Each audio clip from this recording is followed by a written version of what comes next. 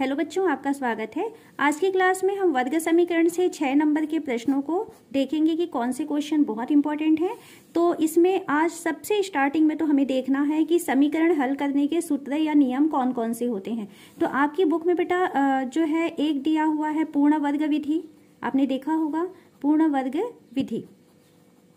Second आपके पास में नियम होता है गुणनखंड विधि, जिसको कि आप मध्य पद को तोड़कर कहना कहते हैं। तो गुणनखंड विधि जो है वो आपका सेकंड है। और थर्ड जो है जो हर क्वेश्चन में आप अप्लाई कर सकते हो, जिसे कि कहा जाता है सूत्र विधि, सूत्र विधि कह सकते हैं। और ये सूत्र क्योंकि हमारे महान गणितज्ञ श्रीधराचार्य जी ने दिया था, इस कारण से इसे श्रीधराचार्य नियम भी कहा जाता है। ठीक है, तो एक क्वेश्चन यहाँ पे ऑब्जेक्टिव कभी कभी पूछ सकता है कि वर्ग समीकरण को हल करने की सूत्र विधि खाली स्थान गणितज्ञ ने दिया, तो आप वहां पे लिखेंगे श्रीधराचार्य। ठीक है, चलिए इसमें से पूर्ण वर्ग विधि और गुणनखंड विधि आप लोग सीख चुके हैं, जो बहुत इंपॉर्टेंट है अभी 6 नंबर के लायक। तो वो आज मैं आपको सूत्र विधि सिखा रही हूँ। हर क्वेश्चन को आप इस मेथड से कर सकते हैं। सबसे पहले सूत्र विधि में आप फॉर्मूला देख लीजिए। पहला कोई भी प्रश्न दिया है उस प्रश्न को आप तुलना कर देंगे मानक समीकरण से। तो मानक समीकरण होता है ax का वर्ग धन bx धन c बराबर 0 से तुलना करना है, ये पहला काम। उसके बाद आपको a का मान निकालना है, b का मान निकालना है और c का मान निकालना है। और श्रीधराचार्य का सूत्र जो है याद रखेंगे, x बराबर ऋण b धन ऋण वर्गमूल के अंदर b की घात 2 ऋण 4ac पूरे के बटे में लगाते हैं 2a। ये बटे का लाइन पूरे में रहेगा, ध्यान रखेंगे। बस ये फॉर्मूला आप अच्छे से याद कर लीजिए। इसमें से आप जितने भी वर्ग समीकरण हैं सारे वर्ग समीकरण को इससे हल कर सकते हैं। तो चलिए मैं अभी इसके क्वेश्चन सॉल्व करा रही हूँ, जो आपके 6 नंबर के लायक क्वेश्चन है और इम्पोर्टेंट है। पहला क्वेश्चन है कि आपको दिया हुआ है 9x का वर्ग धन 7x ऋण 2 बराबर 0। इसको आप सूत्र विधि से हल कीजिए। लिखने का तरीका, सबसे पहले हम लिखेंगे मानक समीकरण ax का वर्ग धन bx धन c बराबर 0 से तुलना करने पर, ये लिखने की आदत डालेंगे हमको, ये लिखना हर क्वेश्चन में जरूरी है। तुलना करने पर a का मान देखिए जो x वर्ग के साथ गुणा है 9, b का मान जो x के साथ गुणा है 7 और c का मान यानी जो अचर पद है ऋण 2। चिन्हों का ध्यान रखना है, ऋण का निशान है तो आपको लगाना है। फिर हमको लिखना है x, क्योंकि हमको वैल्यू चाहिए। तो x बराबर एक बार सूत्र लिख लेते हैं, minus b plus minus under root b square minus 4ac पूरे के बटे में लगाना है 2a। चलिए सावधानी से मान रखते हैं, x बराबर माइनस b का मान कितना है 7 धन ऋण वर्गमूल b का वर्ग यानी 7 का वर्ग ऋण 4 गुणा a का मान 9 c का मान ऋण 2। क्योंकि ऋण का निशान आया है बेटा, इसलिए आपको यहाँ पे कोष्टक लगाना है। फिर पूरे में बटे का चिन्ह लगाएंगे और बटे में हमारे पास है 2a, तो 2 गुणा a का मान रख देते हैं 9। सॉल्व करें, x बराबर ऋण 7 धन ऋण वर्गमूल का निशान है 7 की घात 2 यानी 7 सत्ते 49 ऋण, और यहाँ पर गुणा में और एक ऋण आया है तो ऋण और ऋण धन 9 चौक 36 36 दूनी 72 बटे 9 दूनी 18।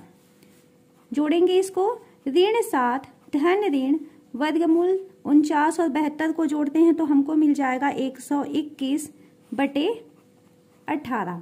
ठीक है, आगे सॉल्व करें इसे। तो x बराबर ऋण 7 121 का वर्गमूल चाहिए, तो हमको पता है 11 11 में 121 होता है ना, तो 11 हो गया और बटे 18। यहाँ पे देख रहे हैं धन और ऋण का निशान आया है। एक बार आप लिखेंगे धन लेने पर, दोनों को लेकर के आपको 2 आंसर मिल जाएगा। धन लेने पर x बराबर हो जाएगा ऋण 7 धन 11 बटे 18। ये हो गया 4 बटे 18, कट सकता है तो काटेंगे, 2 दूनी 4 2 नी 18, तो पहला आंसर हमको मिल गया है 2 बटे 9।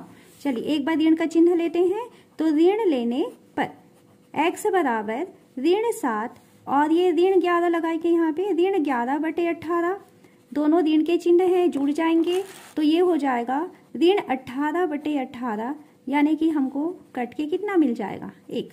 तो आप लास्ट में आंसर लिखोगे, आंसर x बराबर, पहला आंसर है 2/9 कॉमा लगा करके, दूसरा आंसर है -1। तो इस तरीके से आपको यहाँ पे श्रीधराचार्य सूत्र की सहायता से वर्ग समीकरण में मूल को ज्ञात करना है। बस इसमें आपको ध्यान रखना है, ये जो फॉर्मूला है आपका, इस फॉर्मूले को अच्छे से आप लोग नोट कर लीजिए और अच्छे से इसको लिख के याद करना। इसका एक क्वेश्चन और समझा रही हूँ, उसके बाद फिर हम वर्ड प्रॉब्लम करेंगे। सेकंड क्वेश्चन हम ले रहे हैं 6x की घात 2 धन x ऋण 2 बराबर 0। इसको हल करना है तो हम यहाँ पर सूत्र विधि का यूज करेंगे। तो सबसे पहले आपको लिखना है मानक समीकरण। मानक समीकरण ax की घात 2 धन bx धन c बराबर 0 से तुलना करने पर, ये पहला स्टेप आपको लिख लेना है। और यहाँ से तुलना करके आप देखिए a का मान कितना आ रहा है 6, b का मान जो x के साथ गुणा है, तो यहाँ कुछ गुणा दिखाई नहीं दे रहा है, मतलब क्या छुपा हुआ है, 1 का गुणा छिपा है ना। c का मान है ऋण 2। एक बार सूत्र लिखेंगे, x बराबर ऋण b धन ऋण वर्गमूल b की घात 2 ऋण 4ac पूरे के बटे में 2a।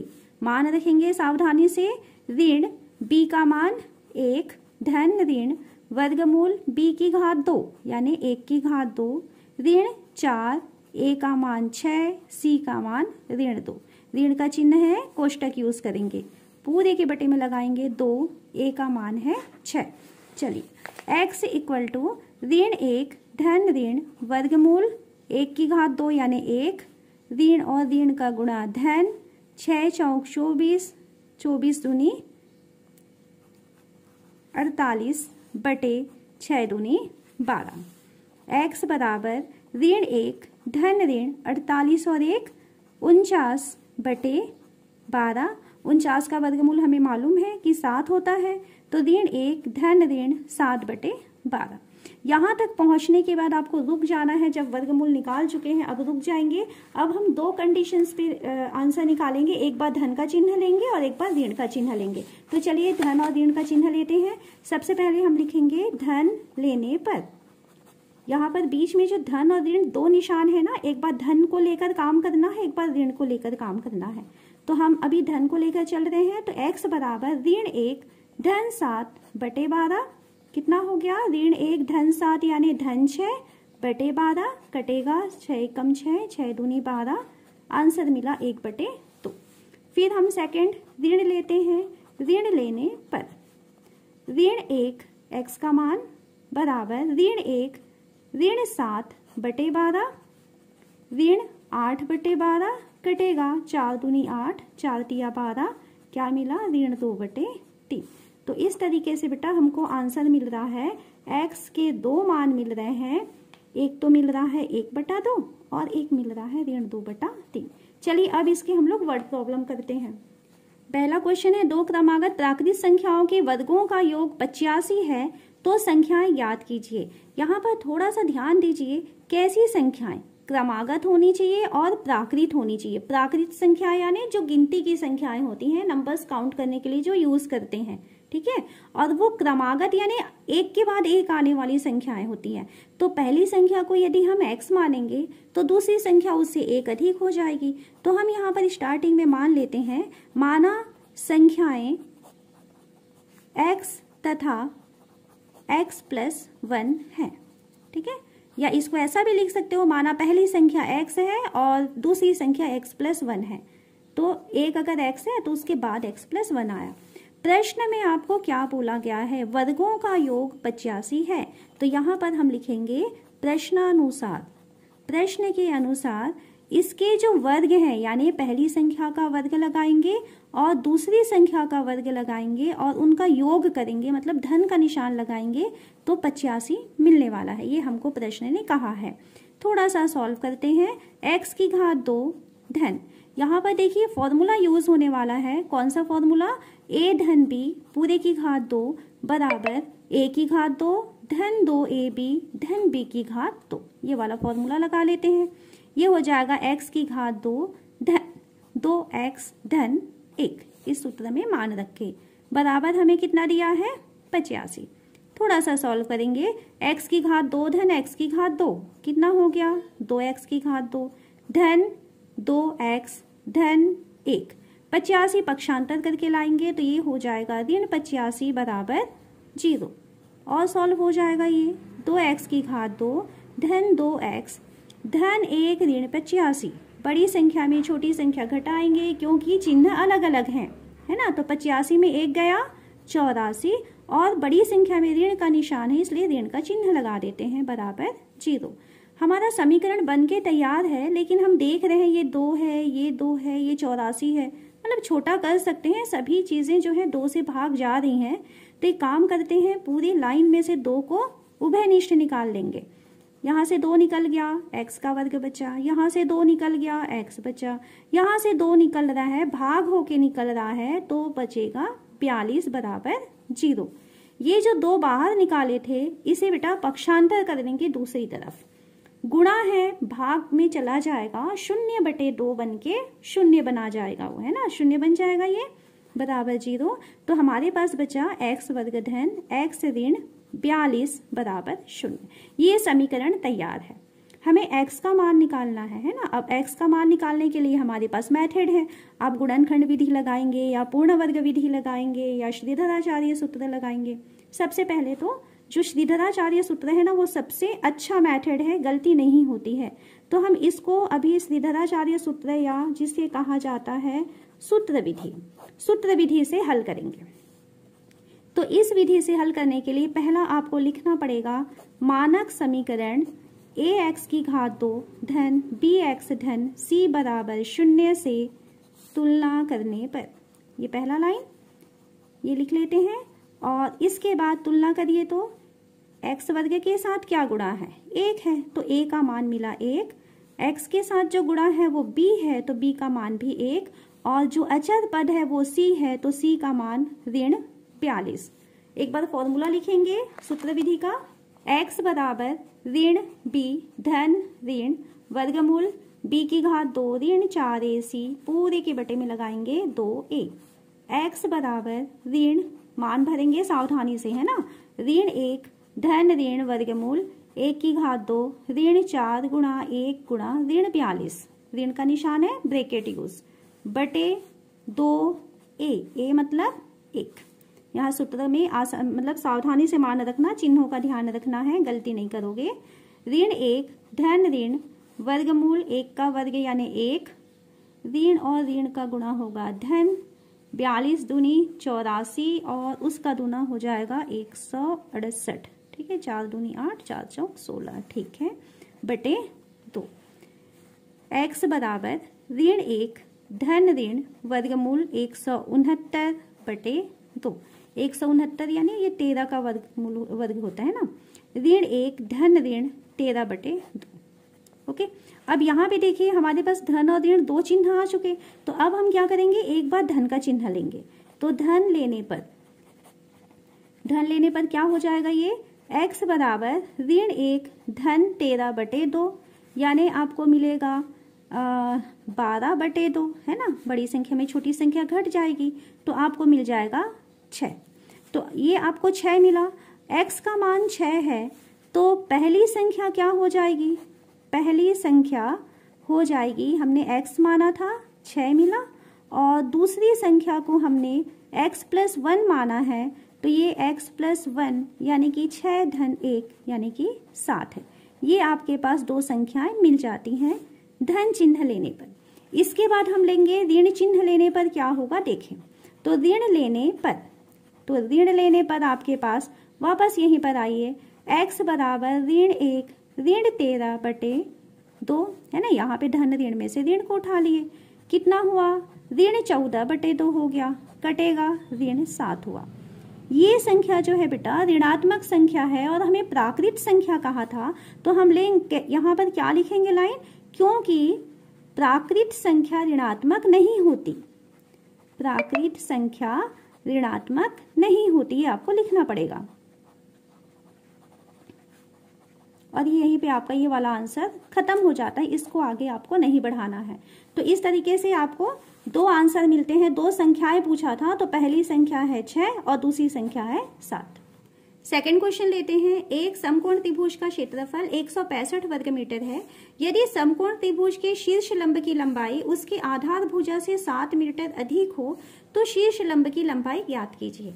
ये क्वेश्चन बेटा थोड़ा सा हम डायग्राम बनाएंगे तो हमको अच्छे से समझ में आएगा। एग्जाम में भी आप यही करना, डायग्राम बना लेना, ठीक है। समकोण त्रिभुज दिया है, मतलब इस तरीके का आप डायग्राम बनाएंगे। आप चाहें तो यहाँ A, B और C लिखेंगे। क्या क्या दिया है पहले देख लेते हैं। समकोण त्रिभुज के शीर्ष लंब की लंबाई, शीर्ष लंब यानी लंब, इसकी लंबाई आधार भुजा से 7 मीटर अधिक है। अब आधार भुजा तो हमें दिया नहीं है तो हम इसको x मानेंगे, तो इससे 7 मीटर अधिक है यानी x धन 7 हो गया। हमारा डायग्राम कंप्लीट हो गया। आधार को x मानेंगे, देन हमारा लंब x प्लस 7 हुआ। अब हम यहाँ लिखना चालू करते हैं। माना त्रिभुज का आधार बराबर ले लेते हैं x मीटर, और इस कारण से इसका जो लंब है जिसको कि शीर्ष लंब कहा जाएगा, तो शीर्ष लंब की वैल्यू हो जाएगी x धन 7 मीटर। ठीक है, हमको क्या दिया है, हमें दिया गया है कि इसका जो क्षेत्रफल है वो है 165 वर्ग मीटर, ये हमको दिया है। हमें मालूम है बेटा कि त्रिभुज का जो क्षेत्रफल होता है, तो त्रिभुज के क्षेत्रफल का सूत्र है 1/2 आधार गुणा ऊंचाई, है ना, ये आप लोग को याद है। वैल्यू रख दीजिए। त्रिभुज के क्षेत्रफल की जगह हम लिखेंगे 165 बराबर 1/2 आधार की जगह लिखेंगे x गुणा ऊंचाई की जगह लिखेंगे x धन 7। यहाँ पर बटे में 2 आया है, पक्षांतर करेंगे तो वो गुणा के साथ चला जाएगा, 165 के साथ गुणा हो जाएगा, बराबर हुआ x धन 7 का यहाँ पे मल्टीप्लाई हो जाएगा। 165 16 दूनी 32 और 1 33, 330 हो गया। x वर्ग धन कोष्टक हटा रहे हैं 7x, इसे पक्षांतर करके दूसरी तरफ ही ले जाएंगे। x वर्ग धन 7x धन 330 है, पक्षांतर होगा तो ऋण 330 बराबर 0। ठीक, वर्ग समीकरण कंप्लीट है। अब हम इसे सॉल्व करते हैं तो सूत्र विधि का ही चलिए अभी हम यहाँ पे यूज करें, तो सूत्र विधि से हम इसकी तुलना करते हैं। मानक समीकरण ax की घात 2 धन bx धन c बराबर 0 से तुलना कर देंगे। तो इससे तुलना करने पर a का मान मिलेगा 1, है ना, x वर्ग के साथ 1 है, b का मान मिलेगा 7 और c का मान ऋण 330। एक बार सूत्र लिखते हैं। x बराबर ऋण b धन ऋण वर्गमूल b की घात 2 ऋण 4ac पूरे के बटे में लगा देंगे 2a। सावधानी से मान रखना है। ऋण b का मान 7 धन ऋण वर्गमूल 7 की घात 2 ऋण 4 गुणा 1 गुणा ऋण 330 पूरे के बटे में लगाएंगे 2a, a का मान है 1। x बराबर ऋण 7 धन ऋण वर्गमूल में जाते हैं 7 7 49, ऋण और ऋण का गुणा धन 4 गुणा 330, ये हो जाएगा 1320 पूरे के बटे में लगाएंगे तो x बराबर ऋण 7 धन ऋण वर्गमूल 1369 बटे 2। अब बेटा यहाँ पे 1369 का आपको वर्गमूल ज्ञात करना है। 2 मेथड हैं, ये भी मैं आपको सिखा दे रही हूँ कैसे ज्ञात करते हैं। 2 मेथड है, जिसमें से एक है सतत विभाजन विधि और एक आपके पास में आता है गुणनखंड विधि। ठीक है, तो अभी हम लोग एक काम करते हैं, सतत विभाजन विधि आपको सिखा रही हूँ, आपको वैसे मालूम होगा, ध्यान से समझना कैसे करते हैं। बहुत अच्छा मेथड है ये। इसमें हम 2-2 की जोड़ी बनाते हैं। पहली जोड़ी से हम एक ऐसी संख्या लेते हैं जिसको उसी से गुणा करने पर 13 या 13 से छोटी संख्या मिलेगा। ठीक है, चलिए संख्या सोचते हैं। 2 दूनी 4 छोटा हो गया, 3 तिया 9 छोटा हो गया, 4 चौक 16 ज्यादा हो गया, 3 तिया 9। ठीक है, ऐसा लिखना है, ध्यान देना। यहाँ से बचेगा घटाने पर 4। अगले स्टेप में दूसरी जोड़ी सीधा दोनों के दोनों नंबर आते हैं 6 9। जिस संख्या से हम गुणा किए थे वो संख्या हम यहाँ पर जोड़ देते हैं, 3 और 3 हो जाएगा 6। अब इस 6 के सामने हमको एक ऐसी संख्या रखनी है कि उसी से गुणा करने पर आपको 469 या उससे छोटी संख्या मिल जाए। सोचिए आखिरी में 9 आ रहा है तो आप 6 के सामने कौन सी संख्या होती है, या तो 3 तिया 9 या 7 7 49। 3 रख के देखते हैं, 3 तिया 9, 6 तिया 18, बहुत छोटा हो गया। 6 के सामने अगर मैं 9 रखती हूँ, 9 नहीं रख सकते, 7 रखेंगे तो 7 से गुणा करना पड़ेगा, है ना। तो 7 से गुणा करना पड़ेगा। तो देखिए क्या होगा, 7 सत्ते 49, 4 7 छिके 42, 42 4 46, मिल गया ना। हमें क्या रखना पड़ रहा है, 7, 7 से गुणा करेंगे तो 469, घटाएंगे पूरा खत्म। तो ये जो 37 है ये वर्गमूल है 1369 का। इसे कहा जाता है सतत विभाजन विधि और आप ये 8वीं क्लास में पढ़े हुए हैं, है ना। तो चलिए ये आपको मिल गया x का मान -7 धन ऋण वर्गमूल कितना हुआ 37 बटे 2a यानी 2। तो ये मिलेगा। अच्छा यहाँ पे आपको एक बार धन का चिन्ह लेना है, तो धन चिन्ह लेने पर आपको मिल जाएगा x बराबर -7 धन 37 बटे 2, हल करते हैं 30 बटे 2 यानी कि 15। अगर ऐसा लेते हैं तब हमारे पास आधार क्या हो जाएगा, आधार को हमने x माना था, आधार का मान 15 मीटर हो गया और ऊंचाई क्या हो जाएगा, ऊंचाई को हम x धन 7 लिए थे यानी 15 धन 7 यानी 22 मीटर। ये आपके पास एक आंसर कंप्लीट। कब, जब हम धन का चिन्ह लिए। अब हम लेते हैं ऋण का चिन्ह, तो अब हम लेंगे ऋण चिन्ह लेने पर। तो ऋण चिन्ह लेने पर क्या होगा, देखो x बराबर -7 ऋण 37 बटे 2, तो ये हो गया ऋण 44 बटे 2, कितना मिला ऋण 22। और ये किसकी वैल्यू है, x की वैल्यू, और x क्या है, त्रिभुज का आधार है। तो हम लिखेंगे क्योंकि आधार तो लंबाई होती है, तो हम लिखेंगे क्योंकि लंबाई ऋणात्मक नहीं होती। तो लंबाई ऋणात्मक नहीं होती मतलब आपको इस वैल्यू को नहीं लेना है, ठीक है। इस कारण से ऋण 22 जो है वो अग्राह्य है। अब लास्ट में आंसर लिख देना है आपको। अतः त्रिभुज का आधार 15 मीटर और ऊंचाई 22 मीटर होगी। बस आपका क्वेश्चन कंप्लीट हो गया।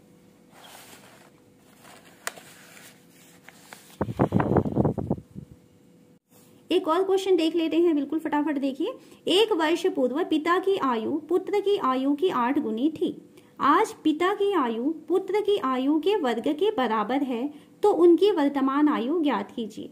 तो यहाँ पर बेटा आपको एक चर ही मानना है और इसमें एक रिलेशन दिया है कि आज पिता की आयु पुत्र की आयु के वर्ग के बराबर है। किसकी आयु के, पुत्र की आयु के। तो हम मानते हैं कि माना पुत्र की आयु जो है वो x वर्ष है, x वर्ष है। ये आज के बारे में बोला है, तो पुत्र की यहाँ पर लिख लीजिए वर्तमान आयु, ठीक है। अगर पुत्र की आयु x वर्ष है तो पिता की आयु क्या हो जाएगी, तो पिता की वर्तमान आयु उसके वर्ग के बराबर है, कहाँ है, तो ये हो जाएगा x की घात 2 वर्ष हो जाएगा आज की डेट में। फिर उसने 1 वर्ष पहले की बात में क्या बताया, तो 1 वर्ष पहले जो घटना घटी है वो आप लिख लो भाई यहाँ पर। तो 1 वर्ष पहले जो पुत्र है आज अगर x वर्ष का है तो 1 साल पहले कितने का था, x - 1 वर्ष का था, है ना। और पिता जो है जो आज x वर्ग का वर्ष का है तो 1 साल पहले उसमें से भी 1 घटा देंगे, तो x वर्ग ऋण 1 वर्ष का 1 साल पहले ऐसा इनकी आयु थी। वो कहता है कि 1 वर्ष पूर्व पिता की आयु पुत्र की आयु की 8 गुनी थी।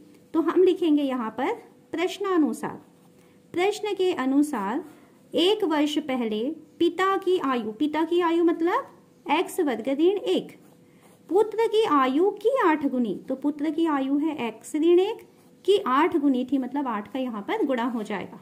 चलिए अब यहाँ पे आप कोष्टक हटाएं, x वर्ग ऋण 1 बराबर 8x ऋण 8, सभी को पक्षांतर करके ले आओ। x वर्ग ऋण 8x ऋण 1 धन 8 बराबर 0, ठीक है। ऋण 8 इधर आ गया है। x वर्ग ऋण 8x धन 7 बराबर 0। चलिए मैं इस क्वेश्चन को गुणनखंड से समझा रही हूँ। गुणनखंड विधि से बहुत आसानी से ये क्वेश्चन बन जाता है।